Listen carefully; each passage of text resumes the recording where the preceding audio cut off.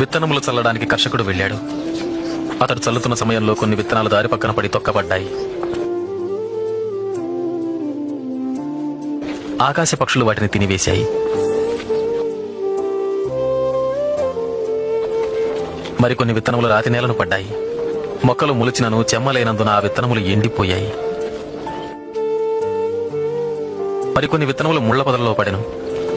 ముళ్ల పొదలు వాటితో మొలిచినందున వాటిని అణచివేశాను. ఇంకొన్ని విత్తనములు మంచి నేలను పడినవి. ఆ విత్తనములు మొలిచి పెరిగి నూరంతలుగా ఫలించెను. విత్తనము దేవుని వాక్యం. త్రోవ ప్రక్కన పడిన విత్తనములు ఎవరనగా వారు వాక్యం వింటారు, కానీ అపవాది వచ్చి వారి హృదయంలో నుంచి సందేశాన్ని దొంగిలించుకుపోతాడు. వారి నమ్మి రక్షణ పొందకుండాట్లు చేస్తాడు.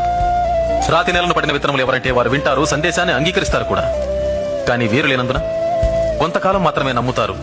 ముళ్ల పొదలలో పడిన విత్తనాలు ఎవరనగా వారు వింటారు, కానీ ఈ జీవన సంబంధమైన విచారముల చేతను ధనభోగముల చేతను అణచివేయబడి తద్వారా ఫలింపని వారు. మంచి నేలను పడిన విత్తనాలు ఎవరనగా యోగ్యమైన మంచి మనసుతో వాక్యము విని హృదయములో భద్రపరచి దానిని అవలంబించి ఓపికతో ఫలించువారు.